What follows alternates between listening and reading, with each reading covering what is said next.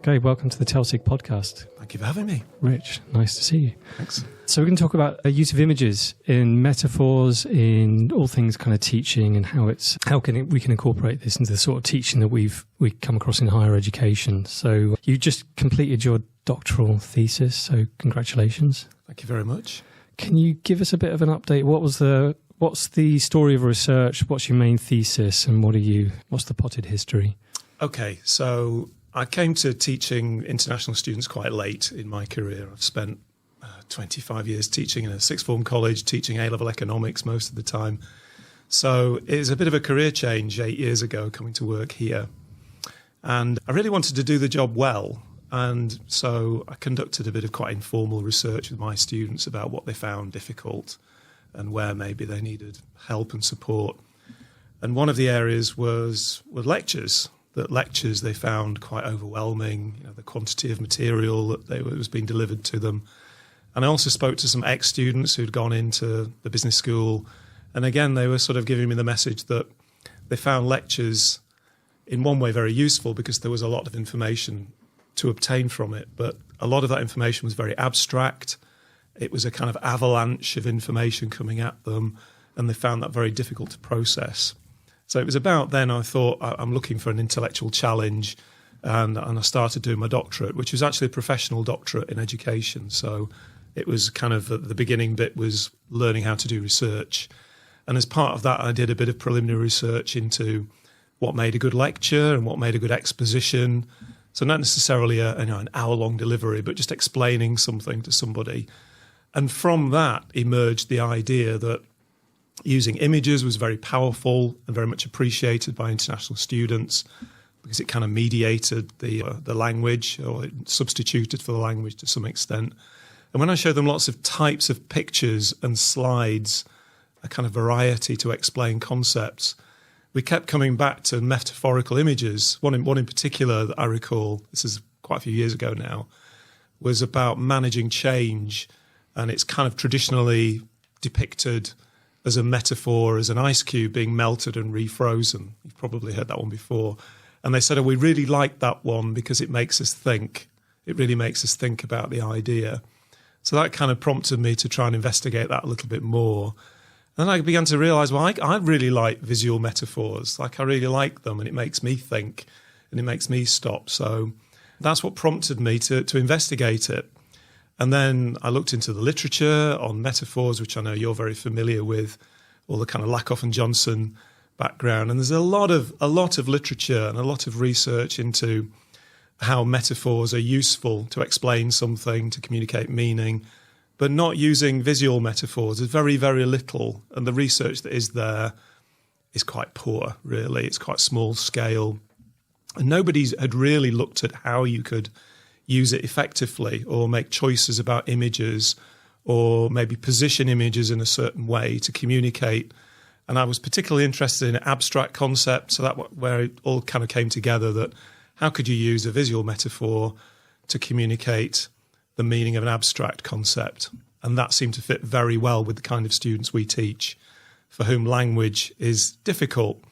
We're kind of pushing language as well, but they need to understand some fairly technical concepts as well. So that's where it all came from. So just to check in there, you've got the students we teach are mainly international students, and they've got they're learning English as part of their courses, which many of our sort of listeners will be familiar with. But you're teaching them. You're not explicitly teaching language. You're teaching business and management concepts. Yeah. So most of the students I have are the graduate students who are doing a module which is an introduction to management with me. So they're destined, most of them, for the business school, where they'll learn more about that. So I'm kind of introducing them to these concepts, which for most of them are new and are often quite abstract, quite difficult, very theoretical. Yeah. So it's a perfect, everything kind of comes together perfectly, really, for researching that with them. Cool. So when you were reviewing the literature on this, there's quite a lot of areas this would seem to touch on. So you've talked about like the use of lectures and how they found the avalanche of information quite difficult to process. And we've got the sort of work that's been done on metaphor so far of Lakoff and Johnson. Did you look much at the sort of science of learning as well? Did that come up? And Yes, I'm really interested in that. And again, if you go way back to the sort of training that I've experienced as a teacher, I've been really lucky to get lots of very good quality training. When I was a sixth form teacher, I worked in a high performing sixth form. The principal was a scientist, and we had several bouts of really good quality training in basically neuroscience and the crossover of neuroscience and learning and teaching, what we can learn from that. So I'm fascinated by all of that. And if I could start again, I would study neuroscience, because when I touch on that in my thesis, that was something in my Viva. They were basically saying, are you sure you're okay to talk about this? You're not a scientist. But yeah, I mean, the foundations of metaphor are in neuroscience, that when we form a memory or find meaning, there's something that's already there, that's already exists in our brain. It's easier to build a memory upon that, isn't it? Yeah. In a simple sense. So I'll link to some of these in the, below in the podcast description. But so I don't think I'm going to have to dust off my memory of Lakoff and Johnson, but I don't think they talked much about the neuroscience, did they? Because this was early 80s, and they weren't really very aware philosophical. They were speaking. Yeah, talking about love and war and very philosophical. I guess it was a time when you could throw big ideas in a book and not necessarily back it up with lots of research that you'd conducted yourself. But a lot of it was this is the bit where I'm not sure. So fill me in on this. So it was how much of what they were saying about conceptual metaphors and we think in terms of metaphors more than we realize, and they rule our outlook of the world. How much of that was actually borne out by research that came later? So this science of learning, which I think are we looking sort of early 90s onwards? And there's a lot of, I have to check the names of people who I've written about in my thesis, but there is a lot of research into learning and metaphor and finding meaning that built on what but basically the Lakoff and Johnson argument is that metaphors are everywhere and they are ubiquitous and they are a way of thinking, that they are a way in which we find meaning. And if we take apart if we play back what we're saying now, we will be shocked by how many times we use metaphorical language, whether it be talk about something going up or down or through something, that we are describing and explaining our behaviours and our thoughts using metaphorical language. Although that's quite subtle. I think where I've ended up is quite blunt, simple depictions of ideas. Right. So you mentioned the ice cube, and this helped students internalize the more abstract concept that you were discussing. This was changing the organization. Yeah, management change. Okay. The management of change, Okay. So can you talk us through a little bit how this would work? How would you use this visual in your teaching, and what's actually how are you using this to boost learning? Well, there's kind of two ways in which I found it very, very effective. And one is a very simple way, that when you introduce a concept, you show an image that is a visual metaphor of that concept. So if I was explaining to a class, then I would put a picture on the screen at the point that I introduce it, and maybe have no text at all, but then later show the text. There's all the kind of dual channel theory about, the combination of words and reverse redundancy effect, so that with the kind of students we have, that having those words on the screen is actually very valuable as well. So I might show a picture and then show the word or the concept after that, and that would then lead me into a more in-depth exploration of the concept. So I found that works quite well. And again, through my research, the students say we like that because it helps us realize what you're talking about without necessarily having to read anything. That if you're explaining something or showing something, if it's a good, clear, useful visual metaphor, it really helps. Right. And the other thing that I found very useful, which was kind of by accident, because I wanted to find out what kind of pictures the students would choose to match with concepts. So I used a kind of simple form of metaphor elicitation, which is basically giving them a concept and saying, find me a picture. And this is quite a growing area in research, particularly into, student behaviours and feelings and mental health, that you get people to bring photographs in or give them a camera or that kind of thing. But that was really interesting as well, the kind of pictures that they would choose because obviously some of them were very culturally positioned. So they might find, a picture of a Kazakh supermarket or of a picture of somebody who I didn't recognize, who was somebody historical from China or from Japan. So I used that technique where they had to bring a picture in. I'd given them a concept, then they had to explain to the class using the picture what the concept meant. And it really changes the atmosphere because obviously it's relevant to more than just them probably. It's something that they know more about than I do. And it really creates a sort of vibrance in the room. So that worked very, very well. Yeah. I mean, I was using it as a research technique, really, but then it also proved to be a really good way of getting them to process and think about concepts. There's so many models in business and management with, kind of a matrix of terms in them that explaining it can be quite dull. But if you break it apart, give them concepts, get them to find a picture, post that into a Google Doc, share it with the group, get them to explain in the seminar, it worked really well. Right. Yeah, so I want to dive into a few details there in a minute, but I just want to jump back because you mentioned the reverse redundancy. I'd not heard of that one. So and have you got multimedia principles like text and graphics working it together at the same time? Is there a fine line between you want to use visuals in your teaching and in the way you present information, and you want to get all the learning gains that they afford, but there's also a sort of note of caution in the literature as well about extraneous material, so you don't want to crowd out the screen, and we've got to be aware of cognitive load and all these other things. So how do you balance there? Is there a sort of quick heuristic that shows us how to balance these concepts out? Well, I guess there's two things there. In terms of if you're talking about a picture and text, you need to keep things to an absolute minimum. Would be the kind of Mayer and Marino type advice, wouldn't it? That you minimise the amount of information that you're presenting, and as you say, if it's redundant, if there's no need for it, then you don't include it, because even though it might make your slide look pretty, with the University of York logo and something at the bottom, if it's not needed, remove it. But the reverse redundancy effect is that for example, for a novice learner or a learner in a second language, that having the word or the concept visible as well is useful. So in simple terms, the idea is minimize whatever you don't need. And if I show a picture, why would I say that that's a picture of a horse? But actually for a speaker of a second language, they don't know necessarily what the word for horse looks like in English. So to put the word horse on is useful for them. And that in a nutshell is what that's arguing. Okay, so we're combining English as a medium of instruction, not theory, I guess, but yeah, just an awareness that we're dealing with students who are learning the language as well as the concepts that we're trying to teach. I mean, in terms of the images that I've used, what I've had to do as part of my thesis, of course, was to evaluate use of images.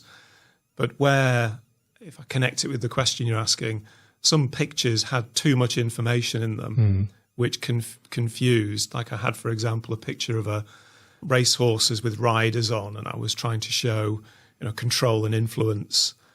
And they were saying it's too confusing. There are too many things in that picture. Why do we not need more than one horse or rider? It's not clear if the horses are taking the riders or if the riders are in control. There's a real lack of clarity between the connection there. There's just too much going on. So it's not useful.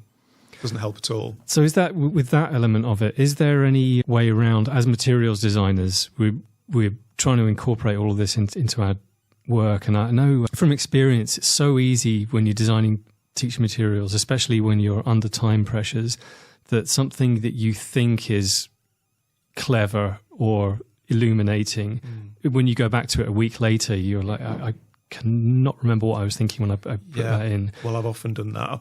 I'll click on a lecture slide and think, what was I thinking then? Yeah. So is that what do you go through an editing process with all of your materials? Would you make an attempt to do this quite delicate presentation and then have someone else look at it and make sure that it conveys what you're...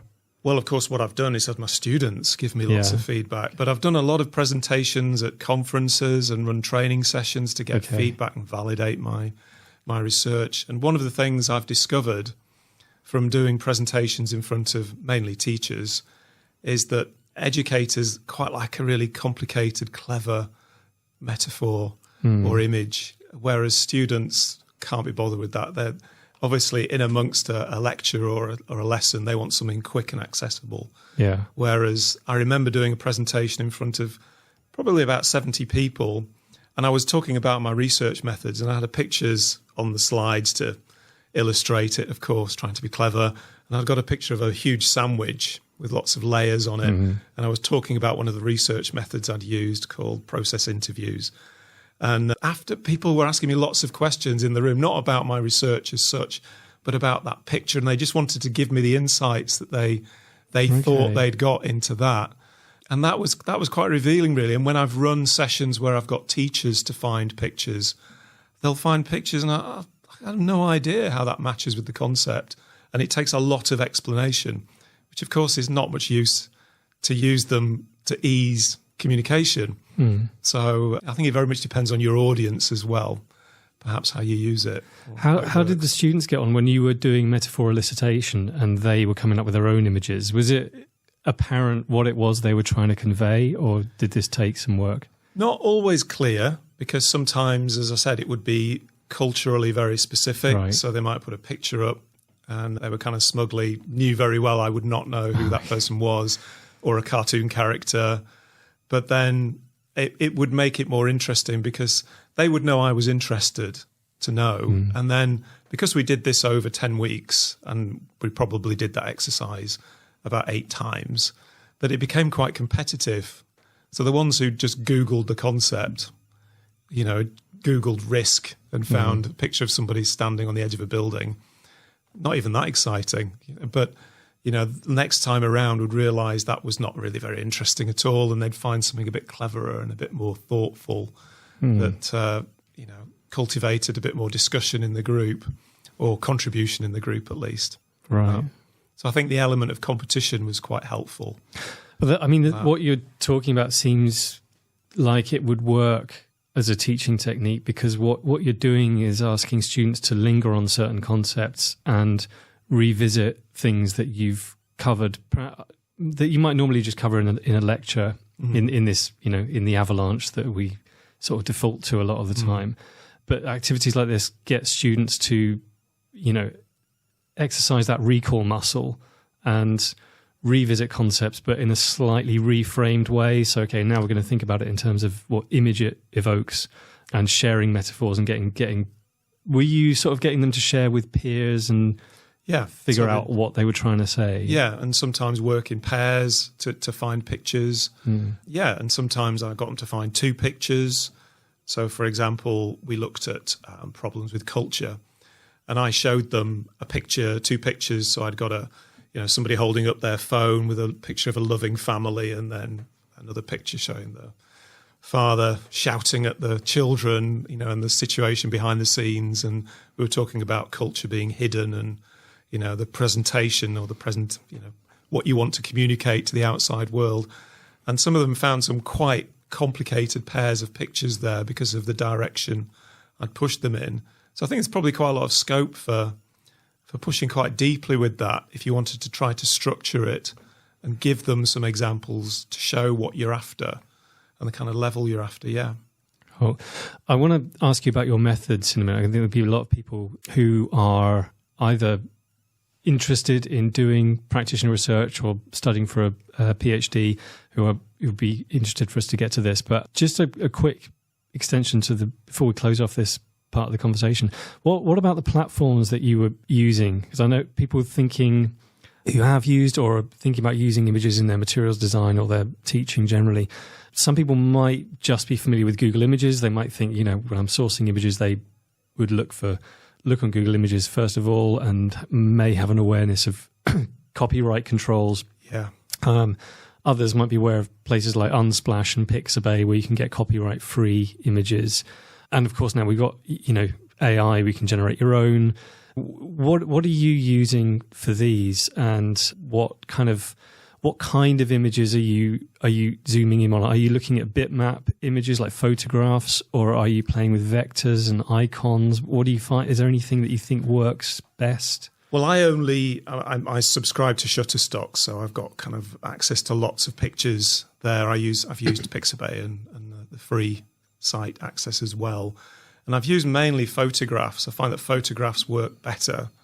There's a whole kind of body of work on, the sort of seduction of humour, and the worst thing you could do is put something from The Simpsons, just stick a picture on your slide just because it looks silly and funny. Like, that's just a waste of time. But I tend to use photographs.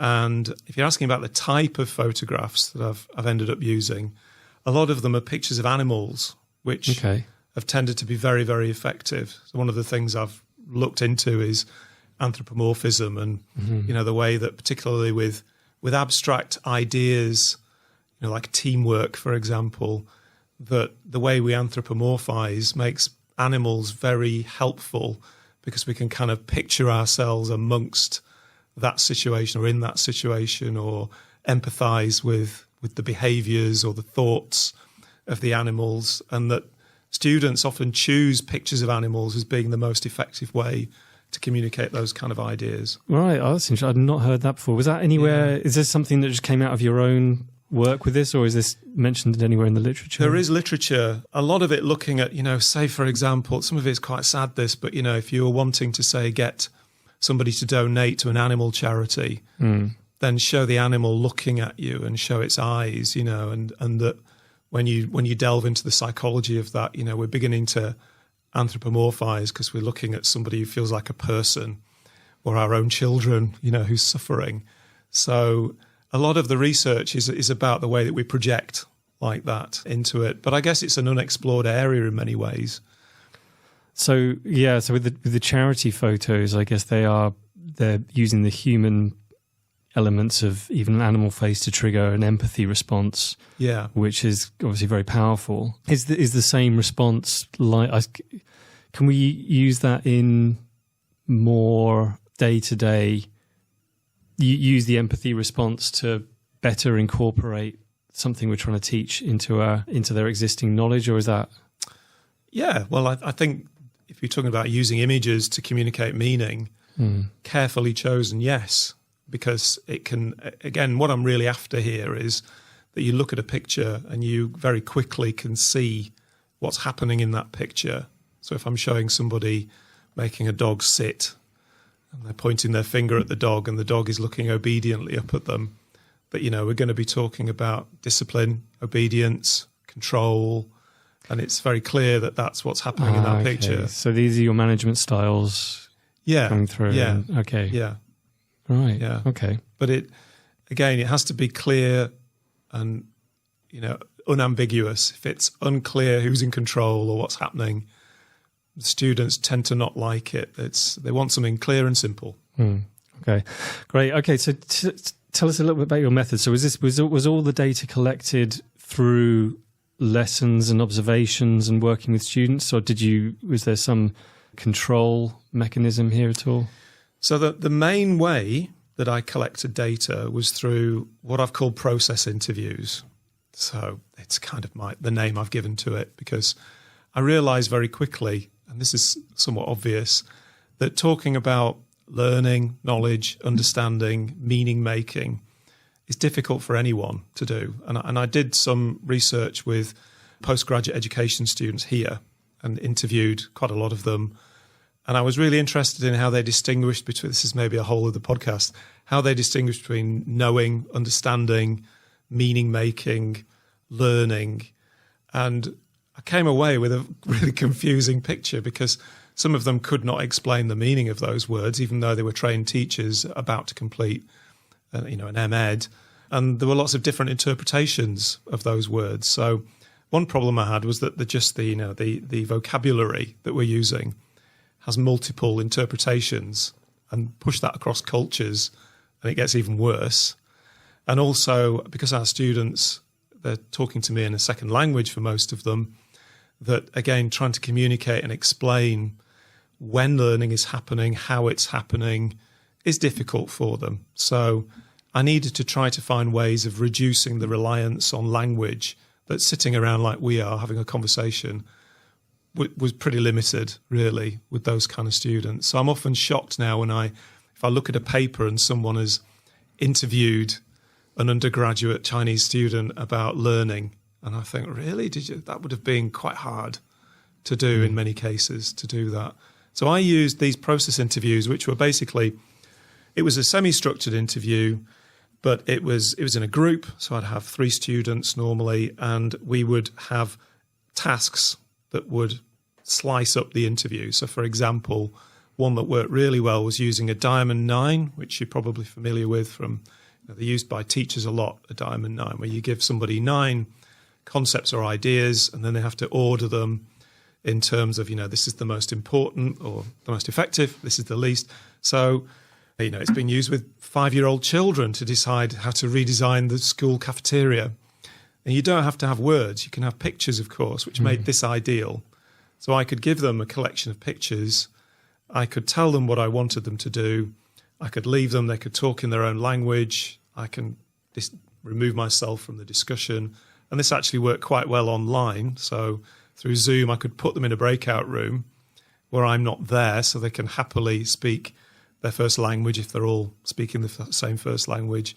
And that gave us a kind of structure to then explore. And clearly I'm relying to some extent on language.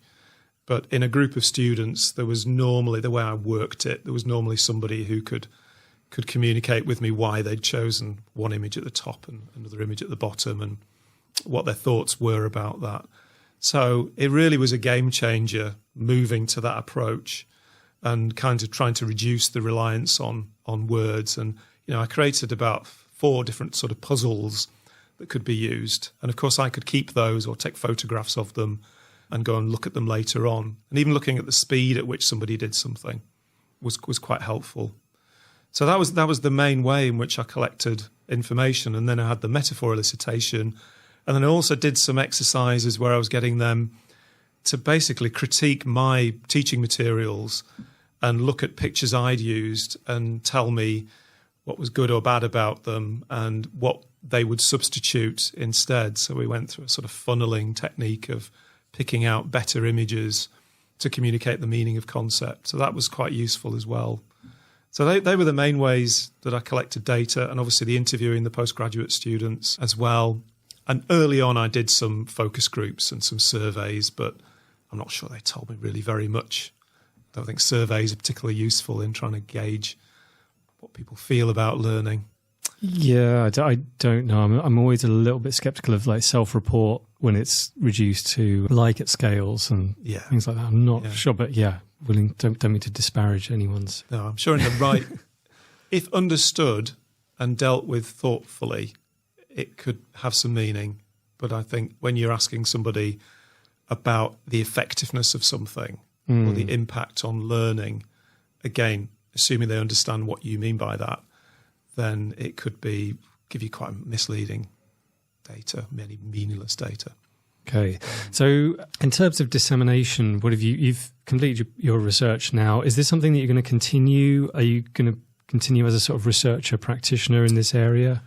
Well, I'd like to, yeah. I mean, at the moment, I've been doing a bit of research with a colleague into assessment techniques, so that's separate from this. But I've written a couple of things based around my research. I'm working with some people at McGill University in Canada who are writing a book about plurilingualism and translanguaging. Mm-hmm. And they're quite interested in how I use images as a kind of mediating factor in when, as we know, students are not only going to speak English in our classrooms, they're going to use their own first language or a third language to communicate and find meaning when they're given tasks to do. So the role of images in that is something that I've already got quite a bit of data about that, but it's kind of framing my research in that situation that I'm working on.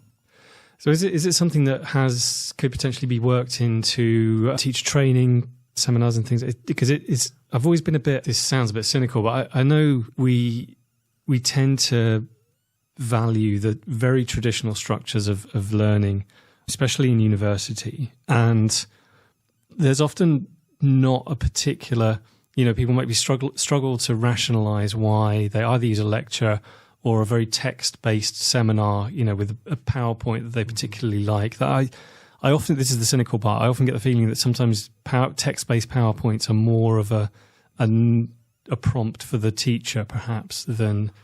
I think so, yeah. I think back to when I was an inexperienced teacher.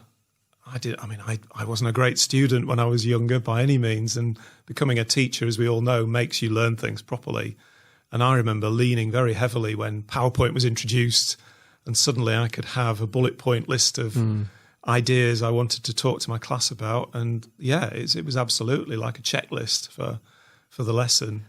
But it's quite common to see, either, with classes, but also where presenters generally, I think, seem to have, it's something that would be really useful for people to know, all the things that, you talked about in the literature of like a certain awareness of how best to present information, when to talk, when to give people space, when to sort of pause on a subject. And I think this is something that we've come up in a previous podcast, was there's this feeling sometimes when you're teaching that you have to race through a certain amount of material. And it's like, well, I've got to get through this. I've just got to get through this set of slides today. Otherwise, it's going to be, I'll be falling behind. And it's often just quite a useful thing an idea to spread, that it's not only okay, but it's beneficial to just stop and linger on these things, and using images can, or help us do that in a really useful way. I agree, absolutely. I suppose, though, that teachers will say, well, we have a body of knowledge to deliver, and we have to get through it. So we're getting through all these bullet points and, all these diagrams that we need to show. But as we know, it can be just overwhelming, and sometimes less is obviously more. And extracting, removing some of that content, putting it somewhere else, delivering it in a different way, I think would be more valuable. If we think to when we've been in a presentation and we're just not listening anymore because here comes the next list of bullet points. And I'm thinking, I can read. Why are you just telling me what's on that slide? It's pedagogically pretty poor. If you're going to read out what's on the slide, what are we gaining from that? How does this interact with, you haven't talked so much about flipped learning, but the idea of taking some of these concepts outside of the classroom and introducing them outside of the lecture or the classroom entirely, either through images or, whichever media channel you're using, and then using the class time in a slightly different way. Is that connected to the discussion here, or is it? Yeah, because the technique of asking students to go away, give them a set of concepts, tell them on Thursday, your picture's going to be in these set of Google slides, your name is on the slide, shared them with you, we're going to look at them, you're going to tell the class what that concept means using the picture. And they'll very quickly get the hang of what we're after here, that the picture is a vehicle for explanation. I think is a form of flipped learning, isn't it? Because you're getting them to go away and think about something. And it's embarrassing if they're not ready, if they can't explain it. So I think that, flipped learning is, it's difficult, isn't it? Because I feel my students, I'm going to use the word overwhelmed again, but have too much to do. Even the good ones, the hard-working ones, sometimes just have too much information. So we're saying, read this, prepare that, read these lecture slides, learn all this terminology. And with the best will in the world, some of them just cannot do that. They're arriving at lectures, fresh, with no preparation at all, or it's a lesson with no background reading or preparation. And they're not going to admit that. They're going to claim that they did the background reading, and maybe they can bluff their way through it. But, for many of them, it is new at that point. But, the bringing the image in, there's kind of psychology of the pressure there to find something interesting, to compete with your classmates, to not have a blank slide on the screen where I'm saying, where is it? You'll only do that once, works quite well. So if people are interested in using some of these ideas in their teaching. I quite like the idea of using images. I probably should use them more. That sounds really, what you're saying makes sense about the but not overuse learning. them. I think that, again, I think because I've tried to experiment and collect data, I've probably overdone this. And I know that when I've done presentations at conferences, and I've done a little bit of showing images, and then I've done a bit more of a formal, okay, so this is some of my data. And some people have said, like, it's really fun seeing the pictures, and there's a real kind of buzz in the room that's funny or interesting. And then it's kind of when we get to the data or a pie chart, and that the kind of ebb and flow of a delivery, you need to be careful that you don't have this kind of really fun bit and then nothingness or blandness that... you can overuse the idea if you don't position it carefully, I think.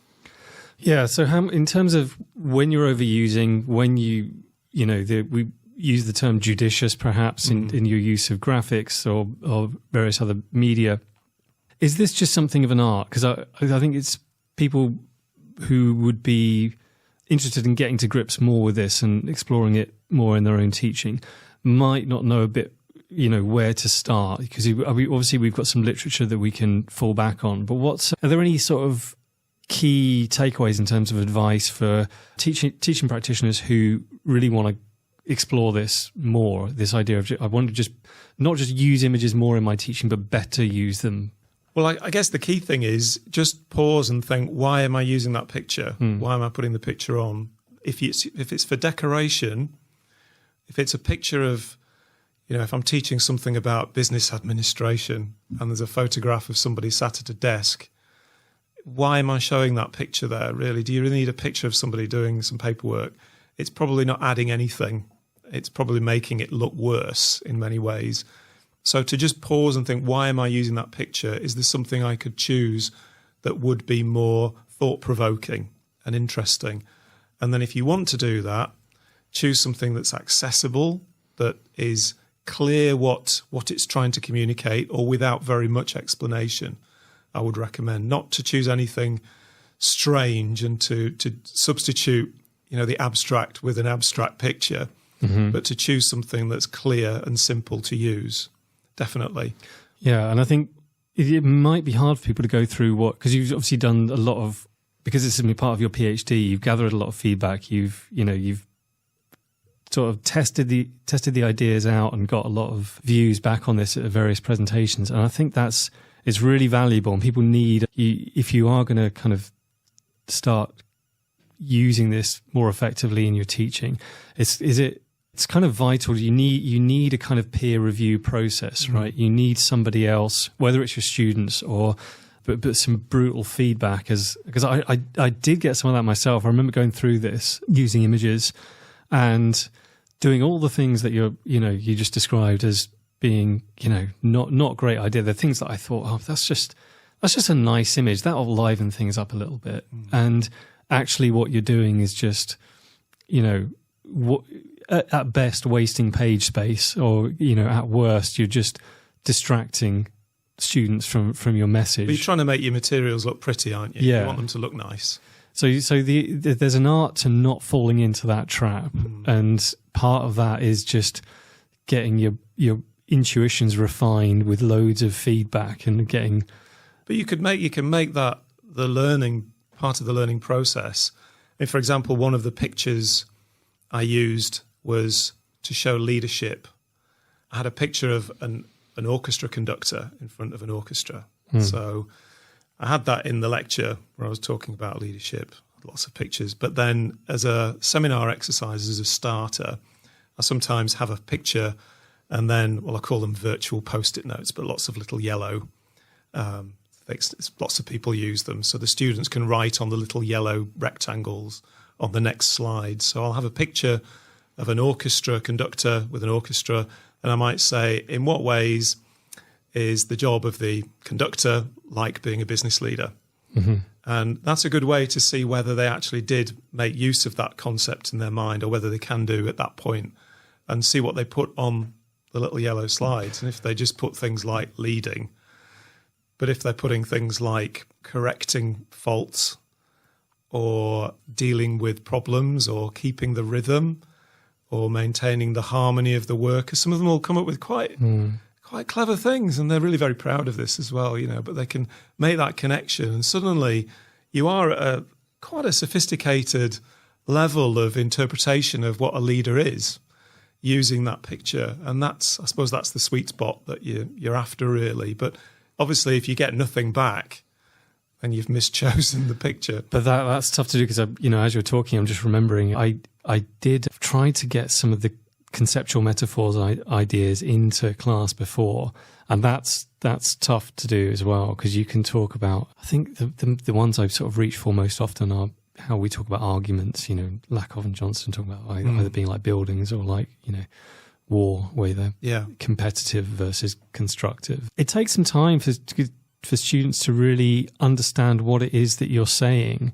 So I like your point there about in what ways is, this target concept similar to the source photo that I'm showing you here. Yeah, because one of the problems with some, obviously going back to pictures, is that they need to be able to transfer that concept into the domain of the academic subject you're trying to teach. So, for example, when I used a picture I was talking about competition, and so I had a picture of some runners desperately trying to cross a line.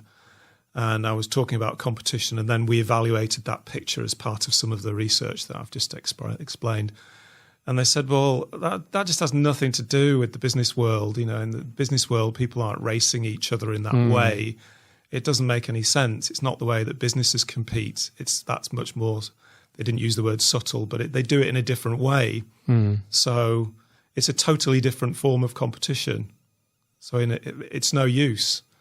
All you're doing is giving us a completely different form of the concept, which, of course, is not what a metaphor should do. It should bring them closer together, that source and target, shouldn't it? Yeah. So that was misjudged. But the best people to choose pictures, going back to pictures, are the students themselves. Right. They'll show you what they can form a connection with once they get what you're after. They're the best people to ask to do that. So how's your teaching changed over the course of your research? Have we got any lasting legacies, apart from the obvious kind of like, we've talked about the judiciousness of, use of media, but what's... Yeah, I think I've stripped out we're always going to deliver lectures in some form, whether it be a 10-minute recording or me stood in front of a group of people. So lectures are going nowhere as a concept. But I think just minimising the amount of information that I'm including in written form on slides, the pace, you talked about pace, so the speed at which I deliver things, not trying to make an exposition just to get through a body of material that it doesn't matter if you remove 25% of it. It's not going to make any big difference in the end. And to try and aim for real meaning making and understanding wherever I can by simplifying things. And that's not a bad thing. It's funny, it is a message that you hear a lot, and it's kind of something it's such an easy thing to forget because everyone's under so much pressure to quantify and get through as much as possible. Yeah, my middle son did a degree his first degree was in history, and he was just finishing that degree just as I was beginning research. And I said, tell me about which lecturers do you like, which lectures do you get most from? And he said, some of them just assume we've read all the books and they just jump straight in, and nobody has any idea what they're talking about, and we all sit there and we have no idea, and we just want the slides. That's all we want, the slides with the text on. And I thought, well, that's really sad, isn't it? And he went to quite a good university. Yeah, I mean, this is another thing. There's another psychological phenomenon at play there. It's that idea that either, people are the presentations generally that tend to go over the audience's head, whether it's a lecture or whether it's a class, because there's, on one hand, the person delivering the information is either afraid that they're saying something obvious that people already know, so they tend to pitch it that notch higher than it actually needs to be. Or it's the phenomenon as well that they especially with lecturers, I suppose they're in danger of having taught something so many times that it becomes harder and harder for them to imagine what it's like for somebody not already to be familiar with the base concepts that what they're saying rests on. Yeah. I mean, why would a young person be as knowledgeable about the basics of something as we are? You know, when we've done it lots and lots of times, it would be ridiculous for them to be spending all their time making sure those basics are solid in their memory. You know, you need to just go right back to basics sometimes, I think, with explanations of concepts. Yeah. All right, we've done a lot. We're coming up on the hour now. Is there anything that we haven't... Obviously, you've done a lot of work in your project. Is there anything that we haven't touched on that is worth mentioning at this point that you'd like to... I would just encourage people to try these ideas and think about the use of imagery in teaching, just to try it out. It sounds quite silly, and I was concerned when I started this that students would say this was childish, that you're making our learning childish, you know, you're devaluing complexity. And I've found nobody has said that. I've spoken to people teaching engineering, nursing, medicine, and particularly where people are teaching international students, they've said, you know what, I'm going to try that because, you know, I try and teach all these complicated ideas and I either don't use pictures or I'll just show a picture of the thing itself, whereas using a metaphorical image, I'm going to try that. And it just has resonated with so many different situations and people teaching in different situations that I'd say just try it. Nobody will laugh. They won't say it's silly. It'll probably be a relief that something's accessible. It just, you know, you talk about cognitive load, which can be, you know, enormous in a exposition situation for an international student working in a second language in particular, that it just makes everything better, potentially. Mm-hmm. Are there any accessible sources that people can explore? Obviously, we've talked about Lakoff and Johnson, which thinking of something like, you know, a good teaching resource that really it lays this out in a... Well, I don't think there's much.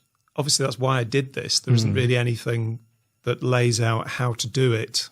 The studies, I mean, I've covered them in my thesis on how to evaluate the literature. There isn't really very much there, and what is there is very, very basic in terms of how visual metaphors are being used as a teaching method. And often the studies are very small. You know, they're just with somebody with their class doing something over a year, nothing like the extent to which I've done it. So I suppose you can, there's the article I wrote for the University Teaching and Learning journal that you can look at, which kind of is a little bit of what I've looked at. But if people are interested, they can contact me and I can send them more information.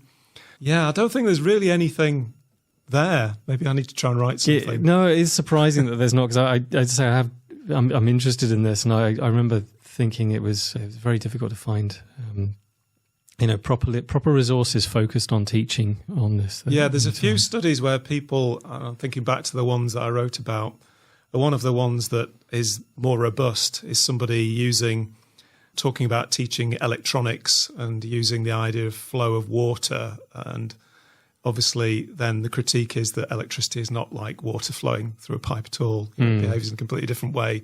So while talking about the flow of electricity, you know, Lakoff and Johnson might say, well, yeah, we're using metaphorical language there, but it doesn't really flow like that, does it? That's not how electricity works. So some of the studies have, in a way, been a little bit dangerous in the way that they've tried to use imagery. It can confuse as well as create clarity. Yeah, I mean, I think by definition, metaphors are only true to a certain extent, right? Yeah. I mean, they're going to be very limited, and otherwise it would be the thing you were describing. I mean, like I'm thinking of like language family trees, for example, where yes, there's some element of descendancy and they work in somewhat the same way, but then you've got things like languages that borrow words from each other, which the metaphor breaks down there. And you could be sort of mindful of things like that. But, well, a metaphor can confuse as well as clarify. Yeah. Definitely. Brilliant. Okay, well, we'll link to some of the more useful things, and I'll take you up on your offer to put the contact details below. Sure. Yeah. And we'll add some further reading down there. But thank you very much for giving up your time. It's been Thanks. brilliant. No, I've enjoyed it. Thanks, Phil. And hopefully, well, I'll probably see you again, but see you tomorrow. Yeah, maybe. You never know. Nice one. All right. Thanks, Rich. Thanks. Thank you.